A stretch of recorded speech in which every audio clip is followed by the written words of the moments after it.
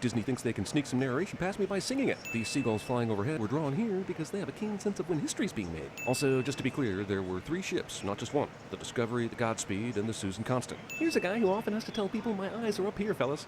Are you coming on this voyage too? How is this new information? Also, who knew John Smith was a Dolce & Gabbana model? I love watching Disney history. That's right. I'm not about to let you boys have all the fun. Mel Gibson using his patented Australianish American accent for an English character. Here's the thing, storms just don't creep up on ships. Sailors would be able to see when they would be nearing a storm and would prepare. Yet, here they are scrambling with the sails mid-storm. Even through these extreme winds, these guys up on the mast are not falling to their deaths. John! Get down here!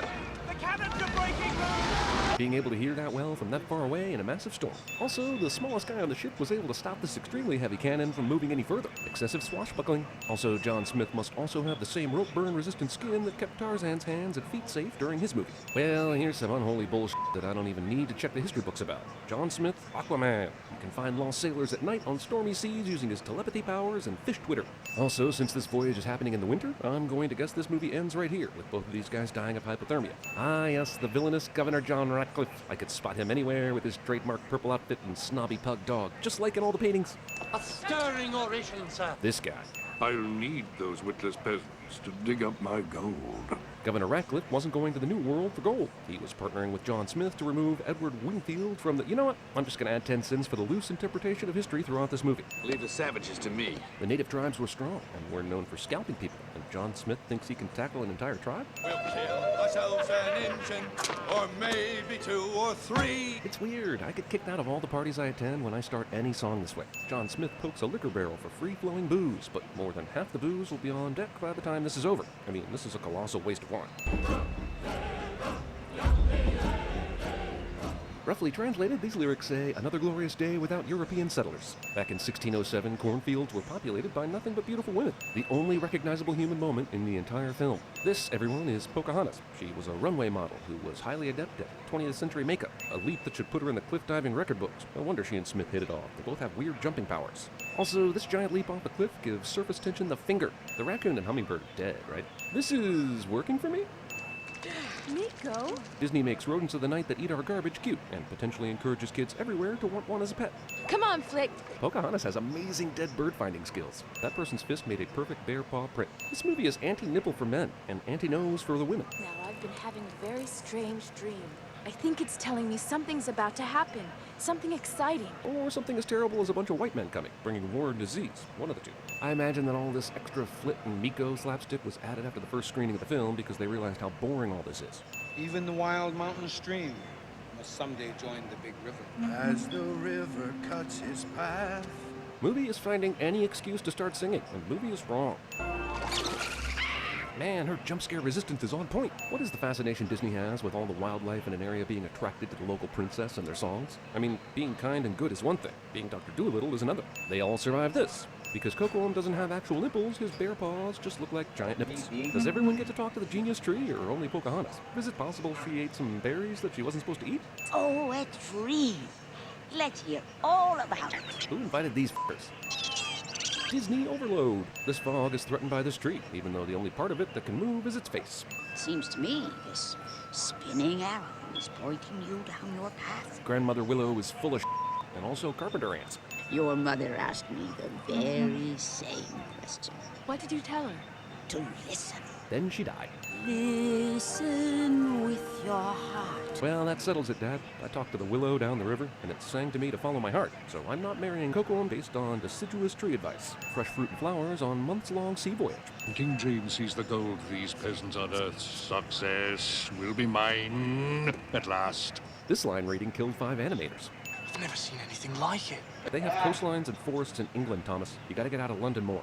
We didn't come all this way just to look at it. We came all this way to f*** it up. Funny that Disney decided not to talk about how John Smith was charged with mutiny on this trip. But hey, they need this guy to kill savages, so I guess he was given a pass. Getting a better look. Disappearing gun. And that's the story of how Pocahontas thought John Smith had a hot butt. I can forgive John Smith for not wondering why this nocturnal animal is running around in the daytime, because they aren't native to England, but I'm definitely wondering it. You got a friend back there? Is John used to this type of friendly animal f***ery back home? Smoke movies. That's the wrong flag. The red X representing Ireland wouldn't be added until 1801. and there's no reason to make that mistake since they already used the right one for 1607 at the beginning of the movie. This fucking raccoon just found a tree that somehow hangs over this ship just so he can get into some hijinks. It makes me angry. Never trust a guy who can store 8 shovels in his cape. They've been here for 2 minutes and this irrigation system is already here. And I don't plan them. A vine out of nowhere, attached to nothing. This multi-tiered mountain of digging sailors looks inefficient for generally most purposes. John can hold water in his hands long enough to properly examine an impossible reflection. Pocahontas is conveniently hot, so John doesn't shoot her. It's damn impressive that his matchlock musket was able to stay lit after hopping through that waterfall. You don't understand a word I'm saying, do you? No, people who speak different languages tend not to understand one another. This is what happens when attractive people touch for the first time. Listen with your heart, you will understand. Language barriers solved with willow tree music magic. Pocahontas and John Smith now create a swirling barrier of some sort that keeps all homely people out. My name is Pocahontas. Did she just speak English even though she's never heard English before now? Or am I just understanding her language suddenly? Or did Disney just phone this movie in? Ratcliffe shoots one of these warriors in what appears to be his knee, but he comes down grabbing his hamstring, shot in the back of the leg with a magic curving bullet. And then this guy decides, I've got this gun, how about I try beating him with it? John's savage acceptance level has gone through the roof after a quick meeting with Pocahontas. It is not widely known that hummingbirds are the cockblockers of the animal kingdom. Compass? It tells you how to find your way when you get lost. But it's all right. I'll get another one in London. There's no way I'll need it while here. We've improved the lives of savages all over the world. Citation needed. Let go! No, I'm not letting you leave. Even in a romantic, whitewashed children's movie, John Smith is basically history's biggest creep. John Smith only gets minor ouchies from this. You think I'm an ignorant savage? You know you done f***ed up when someone sings their argument to you. Mama Bear doesn't repeatedly maul Pocahontas for stealing one of her cubs to show to a white dude she definitely hasn't vetted. Or ask the grinning bobcat why he grinned.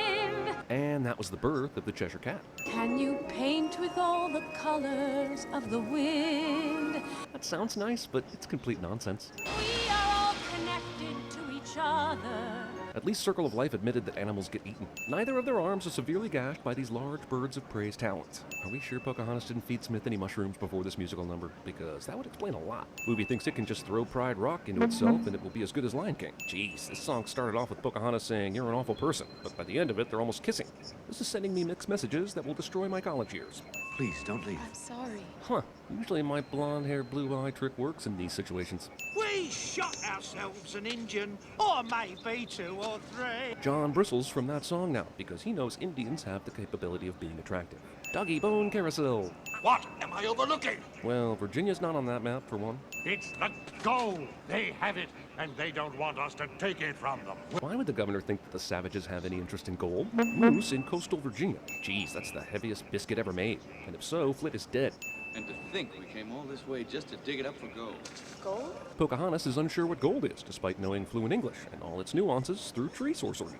What was that? I'm fairly certain now that this movie is just a giant John Smith drug trip. It's amazing that John gets to experience all the wonders of the New World just because he befriended Pocahontas and is less terrible than all the other people he came with. My bark is worse than my bite. Hey, owls, that's my job. He has a good soul. Apparently, an epic Burning Man experience with a hot girl cancels out a lifetime of murdering natives in the name of adventure. Smith, where are you, mate? These two guys quickly happen upon Smith even though he is deep in the forest. I want to see him again. Who wouldn't? I want to see him again. That's enough of the horny old willow tree is a sentence I never thought would need saying. Yet, here we are. John, I could have killed you. Not aiming like that, you couldn't. How did Thomas survive long enough to even make it to America? He sucks at everything. But this is their land. Said no colonist ever. What is it? They had corn in England during this time, right? Pocahontas, please. You're my best friend. I don't want you to get hurt. This is why Disney heroes usually only have animal friends. Smart humans will try to talk you out of whatever dangerous hero shit you're about to engage in. What about them? So small at first. Then look how they grow. You see, water ripples are a lot like telling your racist friends not to attack a group of people who aren't like them. So there. The guy who's in love with John Smith and the guy who's in love with Pocahontas just happened to stumble on them making out at the same time. Ratcliffe throws a whole bunch of guns to his men and they all miraculously catch one. Man-made smoke that looks like clouds clash into each other and create lightning. Good of the tribe to leave an easy path for Pocahontas so she can block this execution. The story of Pocahontas saving Smith from execution came from John Smith himself. John Smith also had a story about being bought as a slave and his master sent him as a present to his favorite Greek mistress. Smith said that the mistress fell in love with him. So let's just say we've got an unreliable narrator at best. Looks like John Smith's boner is caught between a rock and a hard place. I love him, Father. We sang and danced for a couple days. That's the longest relationship I've ever been in. Invisible bullet. And that's how the local native tribes were forced to give all their food to the inept settlement. The end. What pain? I've had worse pain than this. I heard that even in a cartoon, Mel Gibson needed to suffer in the movie some way, or else he wouldn't have done this. I thought you didn't like strangers. I was going to send this moment for John saying Flit still thinks of him as a stranger after all this time, but then I remembered a grown man is talking to a hummingbird. And for some reason, the dog is no longer an asshole. What the f***ing f*** is this furry? Is she sending him magic from the forest? I'll always love you. Now here's some leaves. And nothing bad happened between Native Americans and colonists ever again.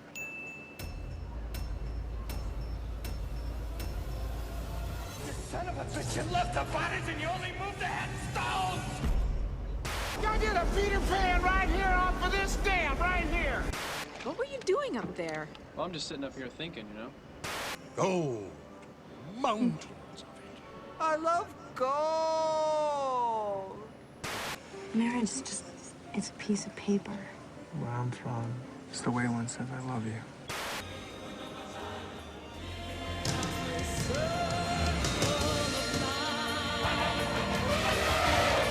I've got gadgets and gizmos aplenty. Robert Frost said, 2 roads diverged in the wood, and I took the one less traveled by. And that has made all the difference. If you listen, they will guide you. If you build it, he will come.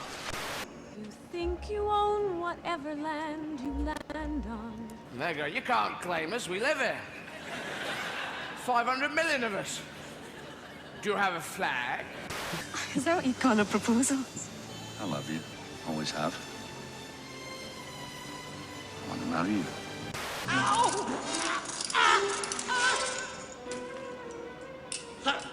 Close that at once. Do you mind? Suppose I asked you to marry me, what would you say? Why do you shrink from me? Won't you say yes? This isn't what I expected.